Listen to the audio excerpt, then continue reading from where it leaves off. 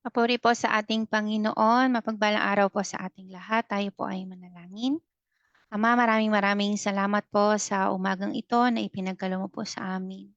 Maraming salamat po dahil patuloy mo po kaming sinasamahan, Banal na Espiritu Santo, sa pag-aaral po namin ng iyong mga salita. Patawarin mo po kami sa anumang mga karumihan, mga pagkakamali o pagkakasala na amin pong nagawa po. Patawarin mo po kami, Panginoon.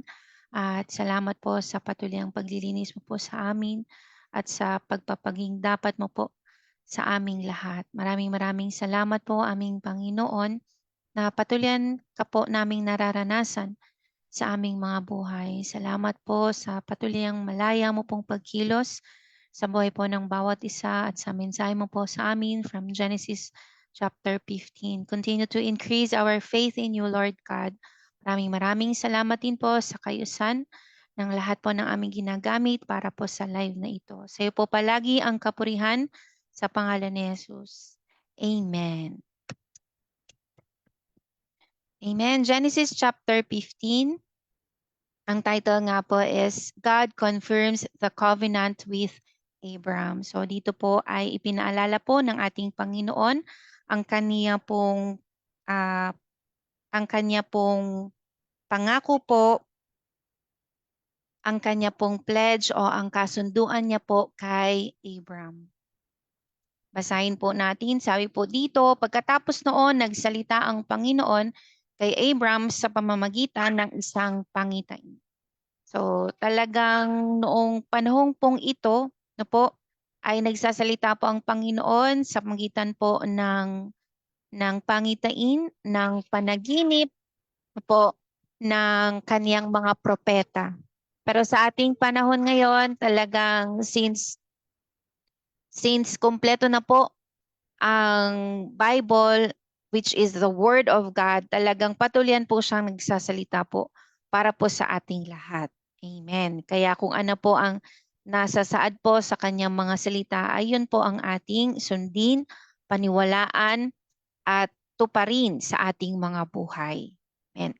Sinabi niya kay Abram, huwag kang matakot. Kasi nga po from Genesis chapter 14, di po ba? Talagang una pong pagsabak po ni Abram sa laban po sa mga hari. So talagang kahit sino po ay matatakot kasi pwede siyang balikan. Kaya nga dito kauna-unahang sinabi ng Panginoon sa kanya na huwag siyang matakot. Ako ang iyong kalasag na mag-iingat sa iyo. Bibigyan kita ng napakalaking gantimpala. So dito, inassure ng Panginoon na hindi dapat matakot si Abraham. Bakit? Kasi siya, ang Panginoon, ang kanyang kalasag po. So talagang ganun po, mangusap ang Panginoon kahit sa ating panahon ngayon. Po, may reason kung bakit hindi tayo dapat matakot. Kaya nga sabihin mo, hindi ako matatakot. Po, we don't need to fear kung ano man ang ating magiging future kasi alam nating nagtagumpay na ang ating Panginoon. Opo? At talagang meron pong katuturan ang ating mga pagtitiis sa buhay na ito. Opo? Sabi nga po sa Roma, di po ba, hindi po natin kayang i-express in words kung gaano po kaganda ang magiging natin sa darating na panahon. Po. At talagang sinabi din sa 1 John 5 na ang mga nananampalataya kay Jesus na siya ang anak ng Diyos ang magtatagumpay sa mundong ito. Po. Kaya hindi po tayo dapat matakot. Po. At sabi ng Panginoon dito, ako ang iyong kalasag na mag-iingat sa iyo. And sabi naman sa atin sa Efeso chapter 6, di po ba na binigyan tayo ng kalasag ng ating Panginoon po at talagang maaasahan natin ang kanyang mga salita which is the sword of the Spirit. Bibigyan kita ng napakalaking gantimpala. Sa ibang salin po, ang pakahulugan po dito ay ako ang iyong magiging gantimpala. Po, ang Panginoon mismo ang reward ni Abram. Sabi pa po dito, pero sinabi ni Abram, O Panginoong Diyos, ano po ang halaga ng gantimpala niyo sa akin? Dahil hanggang ngayon ay wala pa po akong anak. Ang magiging tagapagmana ko po ay si Eliezer na taga Damascus. Dahil hindi niyo po ako binigyan ng anak, kaya isa sa mga alipin ng sambahayan ko ang magmamana ng mga ari-arian ko. So sa pagsasalita po nito ni Abraham ay nagiging totoo lang po siya sa kanyang nararamdaman po. So talagang ang prayer po is a two-way traffic po. Talagang kapag nagsalita ka po ay magsasalita din ang Panginoon. Ganun po yung conversation, di po ba? A prayer Our prayer is like a conversation with our Heavenly Father. Po, ganun po, pakikipag-usap po. Kaya nga katulad ng napag-aralan natin nung linggo, wag palaging yung mananalangin ka lang kasi gusto mong humingi. Po, kundi pwede mong sabihin yung kung anong nangyari sa araw mo kahit alam na ng Panginoon. Po, kasi nga ito ay conversation, it's a two-way traffic. So, sabi nga dito ni Abram ay sinabi niya ang kaniyang nasa saloobin kahit sinasabi nga sa salita ng Diyos na bago pa man tayo magsalita, alam na ng Panginoon ang ating ay niisip, di po ba? Sa ating pananalangin sa Kanya. Pero ganun pa man, sinabi pa rin ni Abram yung kanyang tunay na nasa saloobin. Hindi po ito yung pagkakaroon ng doubt na mangyayari yung pangako ng Panginoon, kundi ang sinasabi po ni Abram dito ay si Eliezer na lang ang si Eliezer na lang ang kanya magiging tagapagmana kasi nga ay hindi pa nga siya binibigyan ng sariling anak ng Panginoon. Kung baga ay kay Eliezer, sinasabi ni Abram na kay Eliezer po matutupad yung sinasabi nyo. Kasi nga wala akong sariling anak. Pero anong sagot ng Panginoon? Sinabi sa kanya ng Panginoon, hindi siya ang magmamana ng mga ari-arian mo, kundi ang sarili mong anak. So hindi spiritual na anak yung tinutukoy ng Panginoon sa kanyang covenant with Abram, kundi sarili niyang dugo, sarili niyang laman, sarili niyang anak, manggagaling talaga sa kanya. Pagkatapos dinala siya ng Panginoon sa labas at sinabi, masdan mo ang mga bituin sa langit, bilangin mo kung makakaya mo. Magiging ganyan ding karami ang lahi mo. Nanalig sa Abram sa Panginoon at dahil dito, itinuring siyang matuwid. Po. So napakarami pong scriptures from the Old Testament na mababasa po tayo na ganito. Na talagang itinuturing na matuwid ang tao dahil sa pananalig sa Panginoon, dahil sa pananampalataya sa Panginoon. Sabihin mo nga pananampalataya. Po. Kaya nga napakahalaga po ng pananampalataya kay Jesus. Po. John 3:16, di po ba? Gayon na lamang ang pag-ibig ng Diyos sa sanlibutan, kaya pinagkaloob niya ang kanyang bugtong na anak upang ang sinumang sumampalataya kay Jesus ay hindi mapahamak kundi magkaroon ng buhay na walang hanggan. Kaya nga po napakahalaga po ng pananalig po sa ating Panginoon para ituring po tayo matuwid kasi example po tong si Abram sa atin. Alam niyo po lahat po ng pinag-aaralan natin sa salita po ng Diyos ay nawa maging example po sa atin kung paano dapat sundin, kung paano ang dapat gawin, kung paano ang gagawin natin para maging mabuti tayong anak ng Diyos. Opo? Kaya nga salamat po sa salita ng Diyos.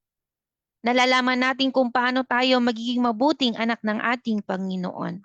Po. So kaya napakahalaga nga po ng pananalig sa Panginoon. Kasi ganun yung ginawa ni Abram. Kaya siya itinuring na matuwid dahil nanalig siya sa Panginoon. Hindi dahil sa meron siya, hindi dahil sa marunong siya, hindi dahil sa Mayaman siya po. Hindi kung ano si Abraham, kundi kung paano niya tinanggap yung sinabi ng Panginoon sa kanya. Po, tinanggap niya ito ng may pananalig, ng may pananampalataya na ito nga ay mangyayari. Kaya nga, sabi dito sa Hebreo 6:11-12, nais naming patuloy na maging masigasig ang bawat isa sa inyo sa pag-asa nyo sa Diyos hanggang wakas. Sabihin nga hanggang wakas. Po, hanggang wakas ay manatili yung pag-asa natin sa Panginoon para makamtan ninyo ang inaasahan ninyo. Huwag kayong maging tamad. Sa halip, tularan nyo ang mga tao na tumatanggap ng mga ipinangako ng Diyos sa pamamagitan ng pananampalataya nila at pagtitiis. Po, narinig po ba natin yon? Po, natanggap nila yung mga ipinangako ng Panginoon dahil sa kanilang pananampalataya at pagtitiis. Po, so talagang may mga pagtitiis po tayong dadanasin sa buhay na ito. May mga pagtitiis po. May mga pagdaraanan tayo. Po. May mga testings. May mga trials. Po, na tayong kakaharapin. Po. Kaya naman talagang kailangan ay huwag tayong maging tamad. Po. Sa halip, tularan po natin yung mga nababasa po natin sa salita ng Diyos. Po. Sila na mga nakatanggap ng ipinangako ng Panginoon dahil sa kanilang pananampalataya at pagtitiis hanggang wakas. Po, hanggang wakas. Kaya nawa tulungan talaga tayo ng Panginoon na maging masigasig po ang bawat isa sa atin. Huwag tayong maging tamad. Ibig sabihin, tuloy-tuloy tayong manampalataya sa Panginoon. Tuloy-tuloy tayong magmahal sa Panginoon. Tuloy-tuloy tayong magpagamit sa Panginoon. Po, kahabagan po tayo ng ating Panginoon. Tulungan po tayo ng ating Panginoon. Patuloy po tayong palakasin ng ating Panginoon. Patuloy niya po tayong patatagin. Patuloy tulungan tayo ng Panginoon na talagang tumingin sa Kanya. Po, manalig sa Kanya, umasa sa Kanya hanggang wakas. Po, dahil nakita natin, di ba, yung Hall of Faith or Heroes of Faith sa Hebreo chapter 11. Po, na talagang itinuring silang matuwid dahil sa kanilang pananampalataya. At dahil din sa kanilang pananampalataya, nagawa nila yung mga ipinapagawa sa kanila ng Panginoon. Kaya nga without faith talaga, hindi po natin kayang sumunod, hindi po natin kayang gumawa. Kaya nga ang pinakauna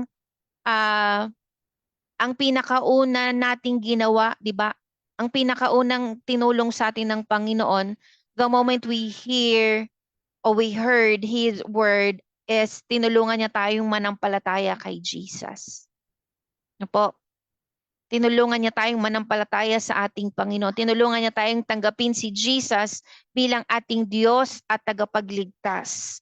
Kasi nga, without faith, hindi rin natin kayang mahalin ang Panginoon. Hindi natin kayang sumunod sa Panginoon without faith. Po, kaya nga unang-una sa lahat, tinulungan tayong manampalataya.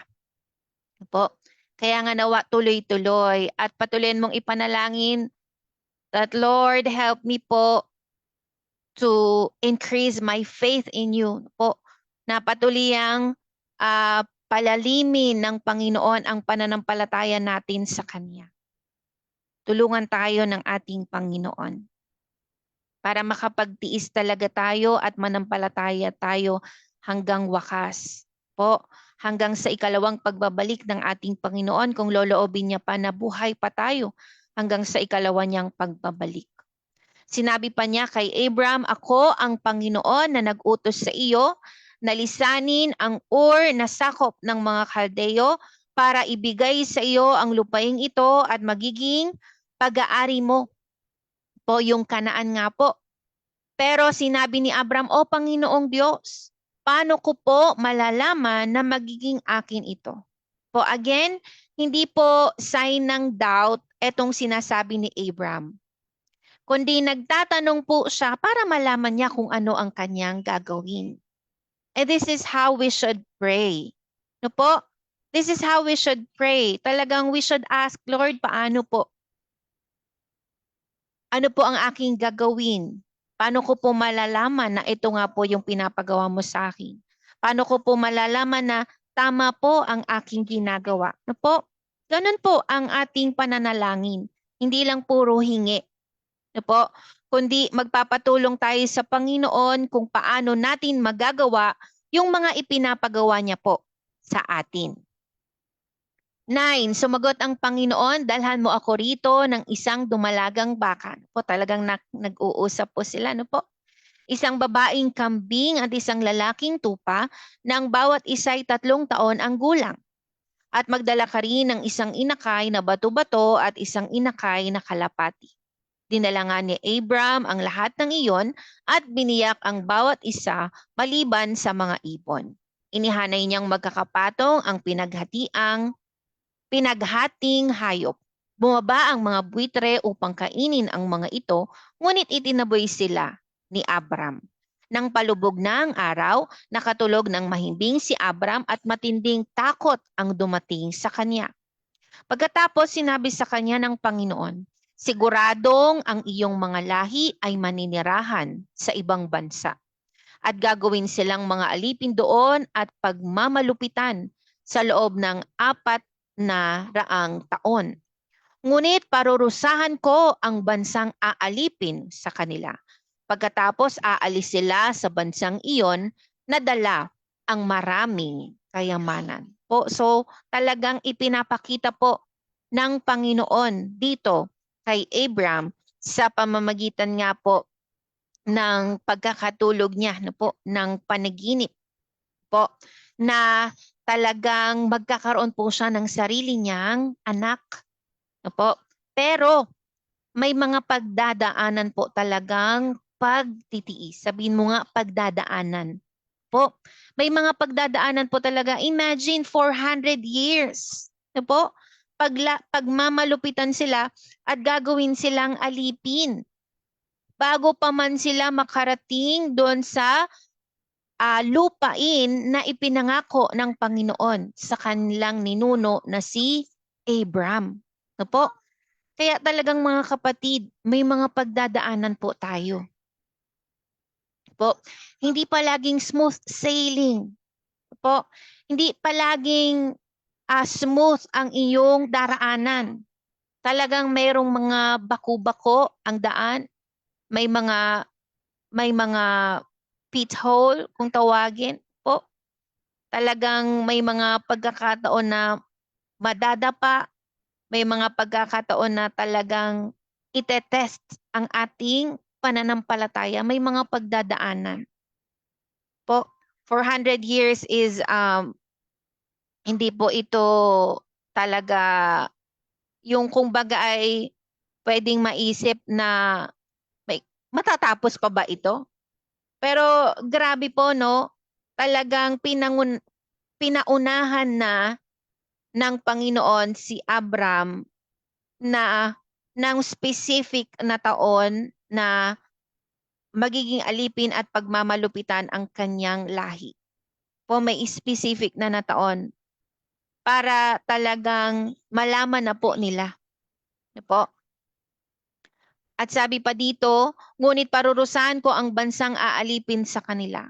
So talagang may judgment ang Panginoon sa mga tao na gumagawa ng hindi maganda sa kaniyang mga anak. Po, kailangan lang ay matuto tayong maghintay. Sabihin mo nga, tulungan ako ng Panginoon na matutong maghintay. Po, matutong maghintay sa Panginoon.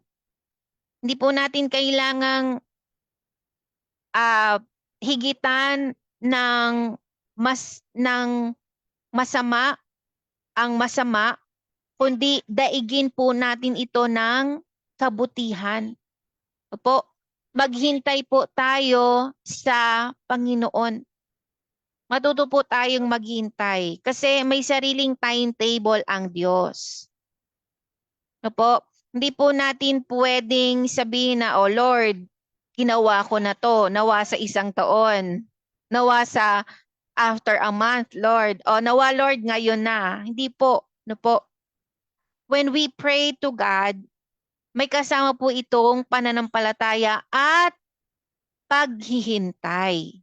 Kaya nga po sinabing pananampalataya. No po? Umaasa tayo na mangyayari yung ating hinihiling sa Panginoon kahit hindi pa natin ito nakikita. Yun po yung pananampalataya. Po, pagtitiwala sa Panginoon sa mga bagay na kahit na hindi pa natin nakikita. Po. 15, ikaw naman Abram, pahahabain ko ang buhay mo at mamamatay ka sa katandaan ng may kapayapaan. Grabe po, no? Kasi may mga namamatay po talaga na namatay silang namomroblema. No po? Namatay silang namatay silang may hinagpis. Namatay silang may kaaway. Namatay silang may stress. No po? Pero ito, namatay po si Abram na may kapayapaan kahit na sa kanyang katandaan. Nawa ganito tayo, no po. Talagang pumayapa po tayo sa Panginoon. Po, manalig tayo sa Panginoon. Grabe naman tong pananalitang ito. Kasi talagang personally ay ano po yung kapag napatuto ka talaga sa problema po, talagang makakalimot ka minsan. May mga pinoproblema kang bagay, no po. Pero talagang ini-encourage tayo dito ng Panginoon. Talagang kapag meron kang Diyos, ay papayapa ka talaga. No po, papayapa ka talaga sa buhay na ito. Magkakaroon ka talaga ng kapayapaan na hindi kayang maintindihan. Ibang klasing kapayapaan, ano po? Kaya nga patuloy tayong tumingin sa Panginoon. Kakatuwa naman po, no? Talagang nalaman ni Abraham na pahabain ng Panginoon ng kanyang buhay at mamamatay siya sa katandaan na may kapayapaan. Talagang nakalagay yung katandaan na may kapayapaan. Ibig sabihin, possible talaga. Po, possible talaga na kung paanong naranasan to ni Abram ay maranasan din natin ito dahil hindi naman nagbago. Yung Diyos na nangako kay Abram, po, siya din yung ating Diyos ngayon. Po. At sabi sa salita ng Diyos, Jesus is the same yesterday, today, and forever. So hindi nagbabago ang ating Diyos. So kung paano binigyan niya si Abram ng kapayapaan hanggang sa kanyang katandaan, ay ganun din ang pwede nating maranasan. Kung katulad ni Abraham ay mananampalataya tayo sa Panginoon. Ano? Na po, kasi ganun yung naging buhay niya. Na po, talagang nagkaroon siya ng pananampalataya sa Panginoon. 16, lilipas muna ang 4 na henerasyon bago makabalik dito ang mga lahi mo. Dahil hindi pa umaabot sa sukdulan ang pagkakasala ng mga Umareyo para parusahan sila at paalisin sa lupaing ito. Imagine, even tong mga Amoreyo na magiging kalaban ng Israel. Po, mababasa din natin yan habang sa pagpapatuloy ng ating pag-aaral. Itong mga Amoreyo na ito, ang magiging parusa sa kanila ay papaalisin sila sa lupang pangako na ibibigay po sa Israel. Yun po ang magiging parusa sa kanila. Pero sabi nga ay lilipas muna ang 4 na henerasyon bago makabalik sa promised land yung lahi po ni Abraham o yung Israel. Po, dahil eto muna dapat ay umabot pa sa sukdulan yung mga ginagawa ng mga Amoreo. Kaya nga kapatid, again, may sariling timetable ang Panginoon. Huwag nating pangunahan ang Diyos. Sabihin mo nga, hindi ko pangungunahan ang Diyos. Opo, huwag din tayong maging mainipin. Huwag din maging matigas ang ulo. Opo, hintayin ang pagkilos ng Panginoon. Kasi mas alam ng Panginoon ang kanyang gagawin. Amen. Nang lumubog na ang araw at dumilim na, biglang may nakita si Abram na palayok na umuusok at nakasinding sulo na dumaraan sa gitna ng mga hinating hayop. Po. So talagang ano palagi no po, this represents the presence of God. No po? This represents the presence of God. Ibig sabihin talagang sinasamahan ng Panginoon si Abram. Po, sinasamahan siya ng Panginoon.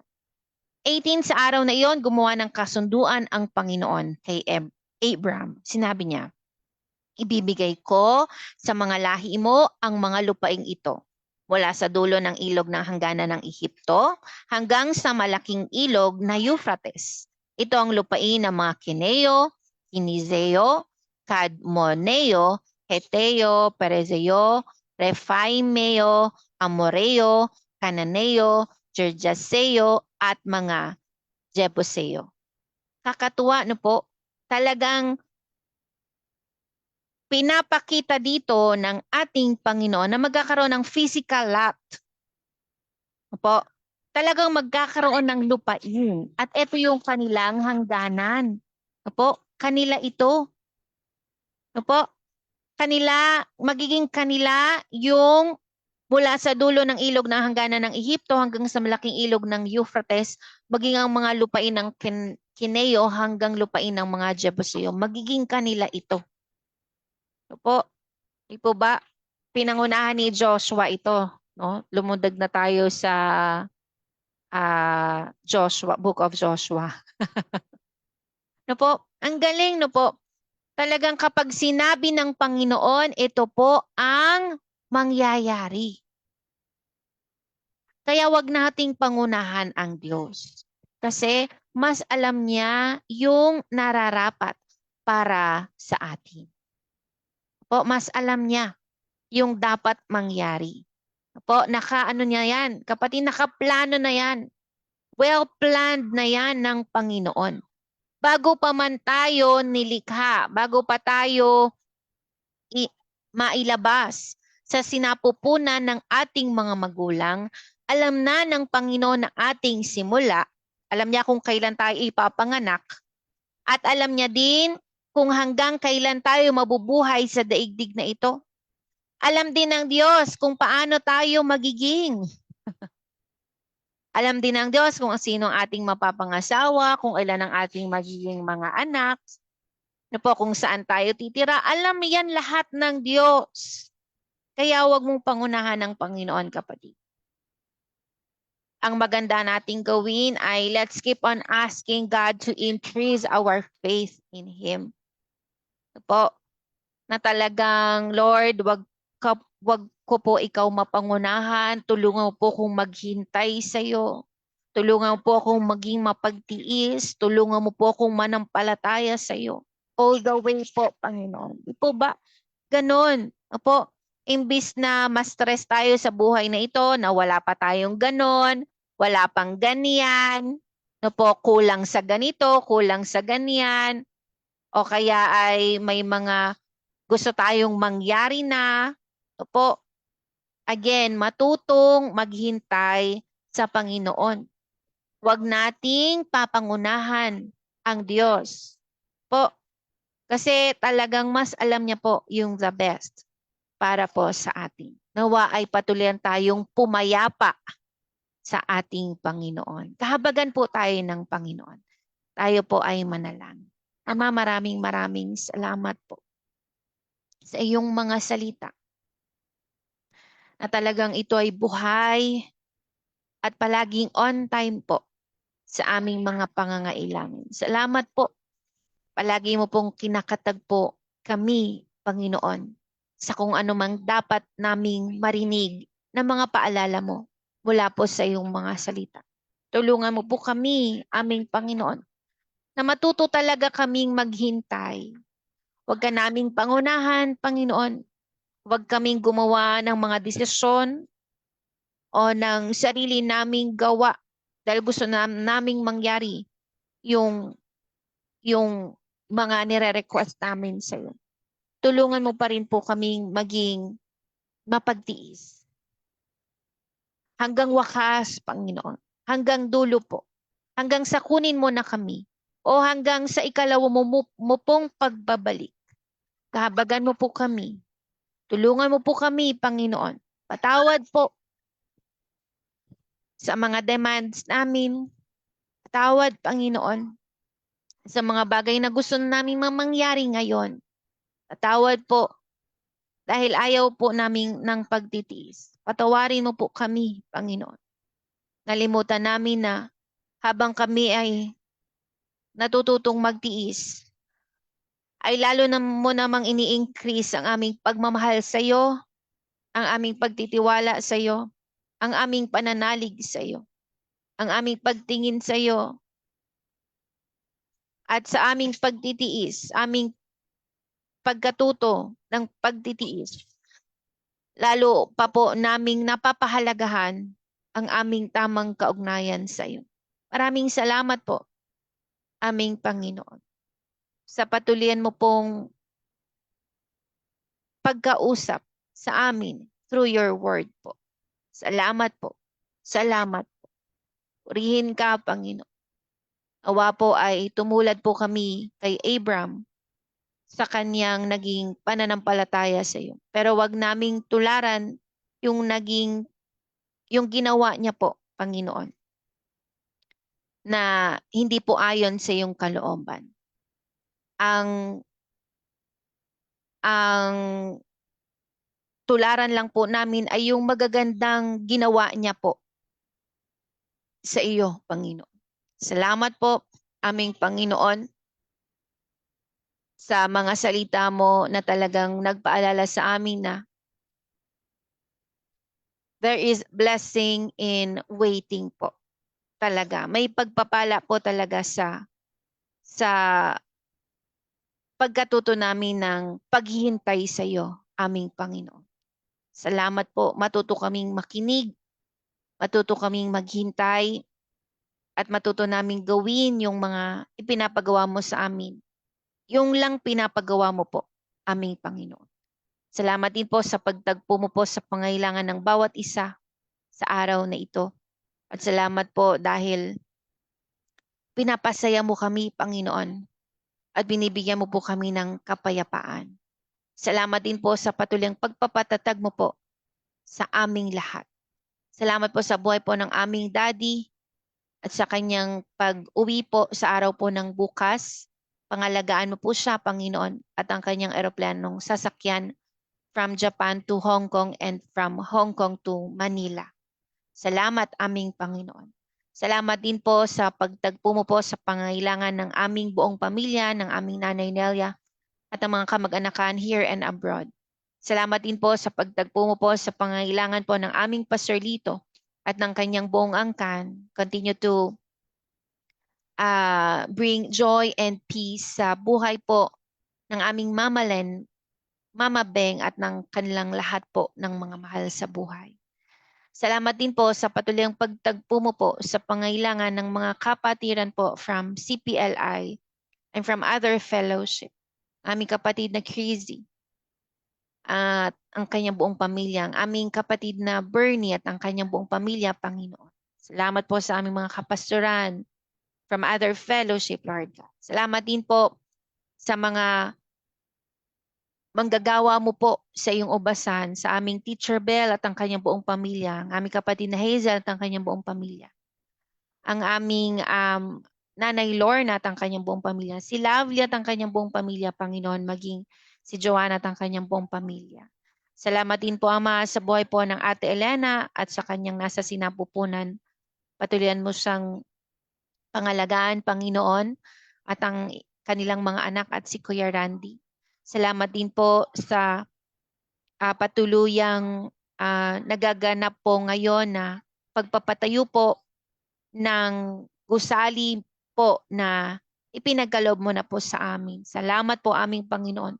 Tutulungan mo po ang mga gagawa po dito, Panginoon, na magkaroon po ng banal na pagkatakot sa iyo, Panginoon.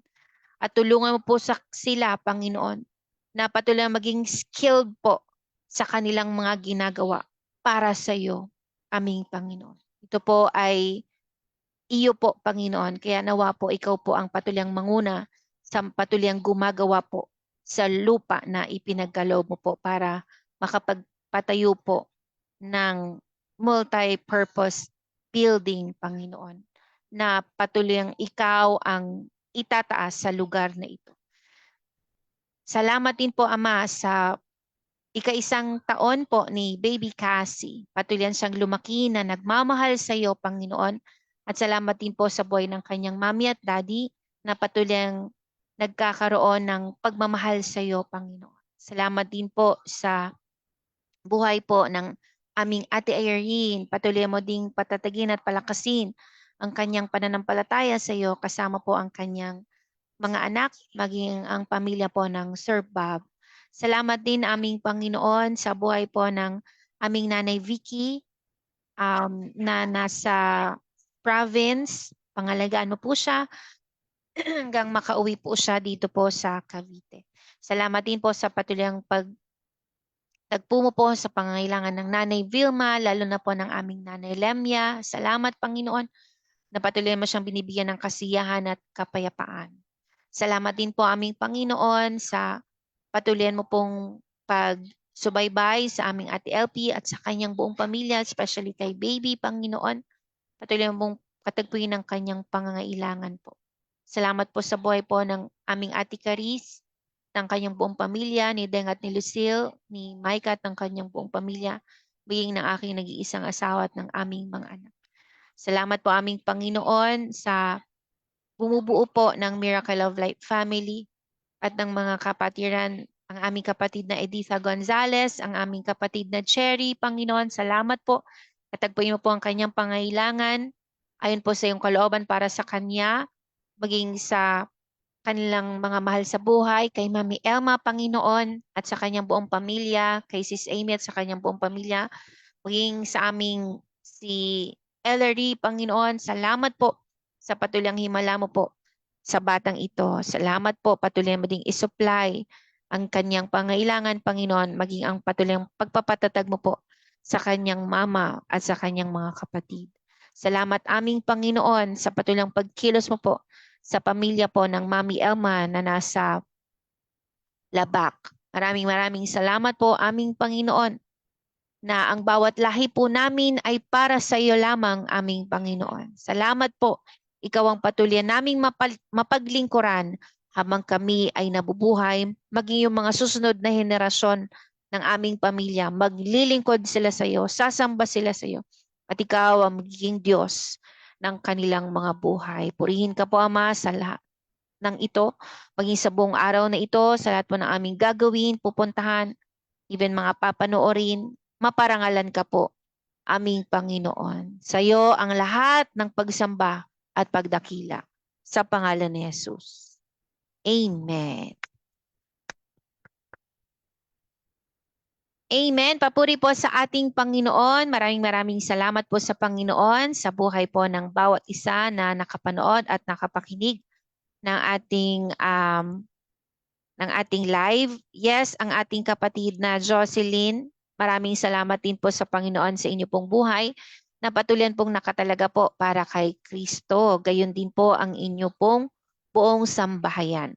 Maraming salamat din po sa Panginoon sa buhay po ng ating daddy, maging ng aming pamilya. Salamat din po sa ating Teacher Bell, Maline Granado, Sir Newell, and si Baby Noe. Salamat sa Panginoon sa buhay po ng ating si Noe. Patuloy siyang pangalagaan ng Panginoon habang nasa school, maging yung ating mga estudyante. Purihin ang Panginoon. Yes, Nanay Gemma, hello po. Maraming salamat sa Panginoon sa inyo pong buhay, maging sa inyo pong mga anak at apo na patuloy nakatalaga po para kay Kristo. Happy birthday sa ating si Cassie. Happy birthday, aking inaanak. Maraming salamat sa Panginoon sa buhay mo. Patuloy kang lumaki na nagmamahal kay Jesus. Kasama ang iyong mommy Onay at ang iyong daddy CJ. Salamat din sa Panginoon sa buhay ng iyong lolo at lola na ating nanay Lorna at tatay Umeng. Salamat din sa buhay po nila ah, ni ng pamilya ni Tin, at salamat din sa buhay ni Teacher Marie Chris, ni Pitija at ni Romina. Maraming salamat din sa Panginoon sa kaligtasan ng buong Villanueva at ng buong Gayas clan. Salamat din po sa Panginoon. Yes, happy birthday Abiel. Ayan, nakita ko sa post ni Teacher Bell. Happy birthday Abiel. Maraming salamat din sa Panginoon sa iyong buhay. Patuloy kang pangalagaan ng ating napakabuting Diyos at patuloy isupply ang iyong pangangailangan kasama ang iyong mama at papa maging ng iyong mga kapatid. Salamat din po sa Panginoon sa buhay po ng ating kapatid na Hazel and Christian. Patuloy kayong paghimalaan ng ating mapaghimalang Diyos. At salamat din sa Panginoon sa patulang himala kay Mama Lilia at sa inyo pang mga mahal sa buhay. Salamat din sa Panginoon sa buhay ng ating si Lovely, ni Carl, ni Kiel at Lucas. Hi baby Lucas, salamat sa Panginoon sa buhay mo anak. Salamat din sa buhay ng ating nanay Lorna, tatay Rading, ni Michael na pa-abroad na, pangalagaan ka ng ating mabuting Diyos. At salamat din sa buhay ni Pretty. Salamat din sa buhay ni Joanna Fegallardo, maging ang nalalapitin na kaarawan ng ating Nanay Gloria. Salamat din sa normal delivery ni kapatid na Jessica at salamat din sa iyong buong angkan. Purihin ang Panginoon. Salamat din po sa Panginoon sa buhay po ng ating kapatid na Crazy. Hi kapatid na Crazy, si Mary Mel. Hi anak, patuloy kang lumaki na nagmamahal kay Jesus kasama ang iyong mama Crazy at ng iyong papa Melchor. Salamat din po sa Panginoon sa kaligtasan ng buong Pante at buong Tagodan clan. Hi Ariel, salamat sa Panginoon sa buhay mo, sa buhay ng ating nanay Vilma at ng iyong mga mahal sa buhay. Patuloy kayong pangalagaan ng ating napakabuting Diyos. At salamat din po sa buhay po ng Ninong Darius at Ninang Cynthia at ng inyo pong mga anak. Patuloy pong paghimalaan ang ninang. Salamat din sa Panginoon sa buhay po ng mga mahal po sa buhay. Salamat din po sa buhay po ng ating kapatid na Bernie. Kapatid, hello po. Maraming salamat sa Panginoon sa buhay mo po at sa inyo pong nag-iisang asawa at sa inyo pong mga anak. Salamat din sa ating Ante Ruth. Hello po, Ante. Maraming salamat po sa Panginoon sa inyo pong buhay na nakatalaga po para kay Kristo. Loobin ng Lord na magkita-kita din po tayo sa January po. Ayan, amen. Yes, kapatid na Irene, hello po. At sa inyo pong mga anak, maging sa ating Sir Bob, hello po. Sa inyo po, Sir Bob, patuloy po kayong makakilala sa ating nag-iisang Diyos. Salamat din po sa ating Elder Leticia, patuloy po kayong pasayahin ng ating Panginoon at ang inyo pong buong angkan. Maraming salamat din po sa Panginoon sa buhay po ng ating Nanay Lemya, Nanay Vicky. Ayan, hello din po sa ating kapatid na Elizabeth Kagayungan. Hello po sa inyo. Patuloy pong katagpuin po ng Panginoon ang inyo pong mga pangangailangan sa buong araw na ito. Kasama po ang lahat po ng pamilya po sa Miracle of Life, maging mga taga-ibang fellowship. Hello po, Mami Elma. Maraming salamat po sa Panginoon sa inyo pong buhay and welcome back po sa nag-iisang asawa po ng ating si Amy. Purihin ng Panginoon. Amen. Maraming salamat po din sa ating Ate Rosel. Hello po ate. Maraming salamat sa Panginoon sa buhay mo po. Sa buhay po ng nag-iisa mo pong asawa, ng inyo pong mga anak at mga apo. Papuri po sa ating Panginoon. Maraming salamat din po sa Panginoon sa buhay po ng lahat po ng mga nakakapanood at nakakapakinig ng ating live araw-araw. Araw-araw po ito at 7:30 a.m. Bukas po ulit kung loloobin ng ating Panginoon. Genesis chapter 16 na po tayo. Palagi po sa Diyos ang kapurihan.